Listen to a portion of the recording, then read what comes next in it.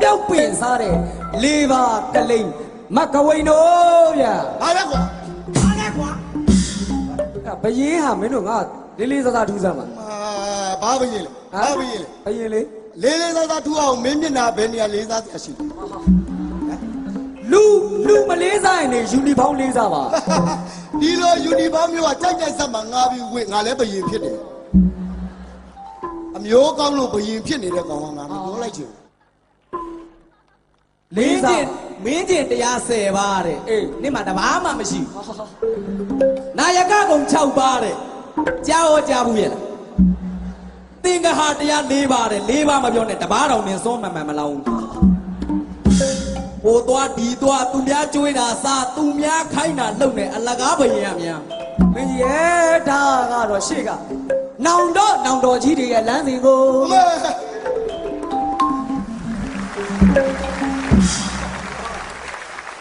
နောင်တော့ကြီးတွေရဲ့လမ်းစီကိုမလိုက်နဲ့နော်နောင်တော့ကြီးတွေရဲ့လမ်းစီကိုလိုက်ရင်ဒီထိုင်ကုန်ပျောက်သွားမယ်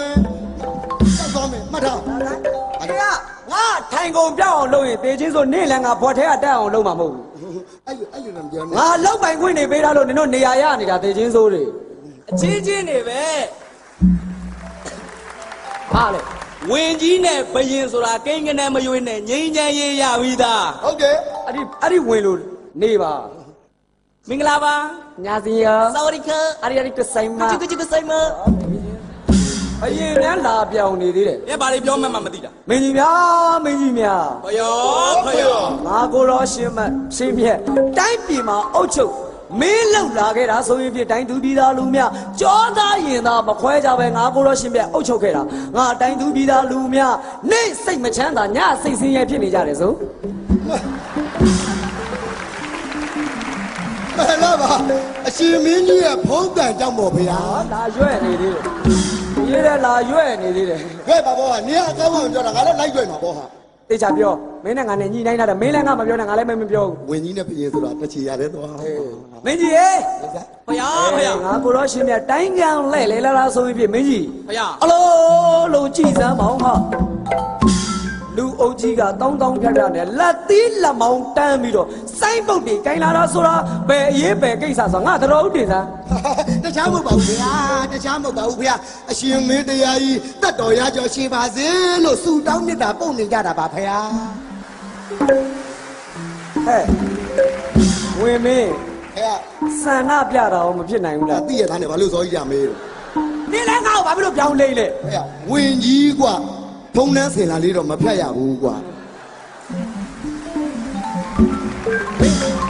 မင်းကြီးရေ ဖယော ဟိုရှင်မကြီးစမ်းမအောင်လူတွေကစုလေဖျားမှာစုပြီးတော့မြစ်ကြီးနာထိလမ်းလျှောက်မဲဆိုတော့ဘယ်ရေးဘယ်ကိစ္စဆိုတော့ငါပြောစမ်းမအောင်ဟာ ဘယင်ကတော့မေးပြီစကားမှားလို့ရှိရင်လဲသတင်းစာထဲပါအောင်မယ် ဟာ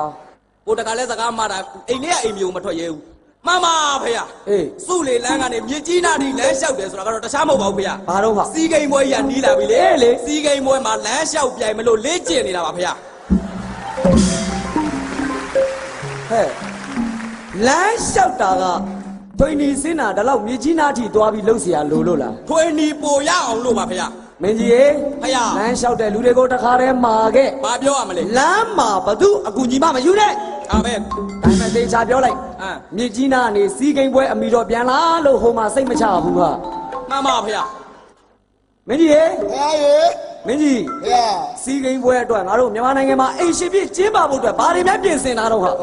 ကျွန်တော်မျိုးအားလုံးစီစဉ်ထားပါတယ်ဗျာ ဘာတွေစီစဉ်တာတော့ စီကိန်းပွဲအပြီး ဟေး ဟိုတယ်တွေတဲခိုးကန်နေမှာစက်တွေ KTV တွေအားလုံးအစီအစဉ်ဖွင့်ထားကြောင်းပါဗျာ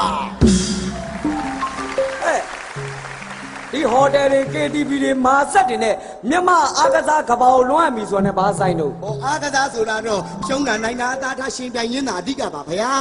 အားကစားမြန်မာလွှမ်းမလွှမ်းတော့မသိဘူးကဘာကိုမြန်မာအားကစားလွှမ်းမလွှမ်းတော့မသိဘူးနိုင်ငံများဝင်ငွေတော့ကျင်းတွေပေါ်များမှာပါဗျာ အဲ့လေပျော်လိုက်တာမင်းကြီးရဲ့ပျော်လိုက်တာငါတို့ဒေါ်လာတွေရတော့မယ်ဟော ဟောဘယင်ကလည်းပတ်ဆက်ရမယ်ဆိုယူပြီ မင်းကြီးရေ ဖယော မင်းကြီးသေးချာကြည့်သမ်းပါဦးနားထောင်စမ်းဒါမြစ်ဒါကချင်ပြည်နယ်ဘက်ကတဒုံဒုံတိုင်းတိုင်းနဲ့ဘာတန်နေတော့မင်းကြီးရဲ့ မ မမဖေရ ဘာတော့ဟာ ကချင်ပြည်နယ်ဘက်ကတဒုံတိုင်းတိုင်းနဲ့တော့တခြားမဟုတ်ပါဘူးဖေရ ဘာတွေတော့ဟာ ကချင်တလေရိုးရာမနောပွဲကျင်းပါရန်အတွက်မီရှူမီပန်းများပြောက်အိုးများဖောက်၍ပျော်ပွဲချွေပွဲများကျင်းပါနေတော့မှာဖေရ ငါသိတယ်တေချင်းဆိုကတော့ငါတိတိနဲ့ပြောင်းလိမ့်နေပြန်ပြီ ဝင်ကြီးပဲဒီလိုပဲလေရမှာပေါ့ မင်းကြီးရေ ငါအမှန်တိုင်းဖြေလိုက်လို့ရှိရင်မိသားစုဒုက္ခရောက်သွားမှာပေါ့ မင်းကြီး ဖေရ အဲ့ဒီမနောပွဲဒလေရိုးရာကိုမင်းတို့ငါတို့၃ယောက်သွားကြည့်ကြရင်မကောင်းဘူးလား မတော်ပါဘူးဗျာဟိုမှာစာရေးထားပါတယ်ဗျာ ဘာရေးတာတော့ တာဝန်မအပမဝင်ရတဲ့ ရှိသေးတော့မကြည့်တာစီမဲ့ကမ်းမဲ့လမ်းပေါ်မှာကားကုန်မောင်းသွားလိုက်တာများမင်းကြီးရဲ့ကားမှာလဲစတေးကအမေရိကနံပါတ်ပြားလဲမပါဘဲနဲ့ဒီပြိုင်ကဘယ်သူလဲဆိုလိုက်ဖမ်းတယ် စိတ်ကိုရှော့တော်မူပါဗျာအဲ့ဒါအရှင်မင်းကြီးရဲ့ညီအငယ်ဆုံးလေးပါဗျာ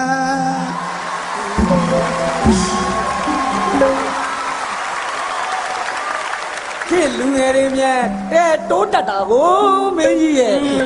ကားမောင်းသွားလိုက်တာများနိုင်ငံခြားကပြိုင်ကားမောင်းတယ်ဖော်မြူလာ1ပြိုင်ကားတွေဟာလို့ပဲ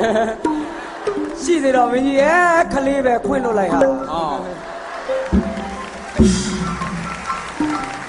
မင်းကြီးရဲ့ ဖေရ ကြည်စမ်းပါဦးရန်ကုန်မြို့တော်အတွင်းမှာဖြစ်စိုက်ကယ်တွေမစီးရဆိုတော့ဘယ်နဲ့ကြောင့်စိုက်ကယ်တွေစီးနေတာ မမဖေရဒါကတော့တာဝန်နဲ့စီးနေတာပါဖေရ ဘာတောင်းဝင်တော့ဟာ ဒီလိုဆိုင်ကယ်တွေစီးခြင်းအဖြစ်ကျွန်တော်မျိုးတို့ကဆိုင်ကယ်တွေကိုလိုက်ဖမ်းမယ် ဖမ်းတော့ လိုက်ဖမ်းလို့ရှိရင်ဆိုင်ကယ်ပိုင်ရှင်တွေကရုံမာလာထုတ်မယ် အေး တစ်စီးကို2သိန်း3သိန်းနဲ့ဒါနိုင်ငံတော်ရဲ့ဘဏ္ဍာငွေကိုဖြည့်တင်းနေတာပါဖေရ ရှိသေးတော့မင်းကြီးနော်စီးတာပါသေးကွာ မရင်ကလည်းအမျိုးမျိုးပဲ မင်းကြီး ဗျာ တေချာကြည့်စမ်းမအောင်ဟဲ့ငါတို့စကားတပြောနဲ့ရှောက်လာလိုက်တာဘယ်နေရာရောက်ပြီတော့ ဒါတော့မန္တလေးရွှေမြို့တော်ကြီးကိုရောက်ပါပြီဗျာ မန္တလေးကိုရောက်ပြီလားဟဲ့ ရောက်ပါ အလောကြည်စမ်းမင်းကြီးဟဲ့ဟိုရှိရခန္ဓာထဲဝါလာတဲ့အဆောက်အဦကြီးအဲ့ဒါဘာတော့ဟဲ့ အဲ့ဒါမန္တလေးတက္ကသိုလ်ပါဗျာ အမလီပီတိဖြစ်လိုက်တာမင်းကြီးရဲ့မန္တလေးတက္ကသိုလ်ကအစ်စ်မြင်ပြီးတော့ကျောင်းရှိမှာနဲနဲနော်ရေကူးကန်ကြီးလားဟာဟေး မားနေပါတယ်ဗျာမားနေပါတယ်ဗျာ ဘာတော့ အဲ့ဒါရေကူးကံမဟုတ်ပါဘူးရေကြီးနေတာပါဗျာရေကြီးနေတာပါဗျာ ကျောင်းရေကြီးနေတာ ကျောင်းရင်နဲ့နေ ကျောင်းရေနစ်နေတာကိုဒုက္ခတွေရလည်းများလာကြီးလား ဟောအဲ့ဒါဒုက္ခတွေမဟုတ်ဘူး ဘာလို့လဲတော့ စာမေးပွဲလာဖြေတဲ့ကျောင်းသူကျောင်းသားတွေ နင့်မေလောကကျောင်းသူကျောင်းသားတွေဒုက္ခရောက်နေတာနင်တို့ကဘာမှမကူညီကြဘူးလားဆရာမတွေနဲ့နင်တို့လည်းတိုင်ပင်ပြီးကူညီတယ် ဩ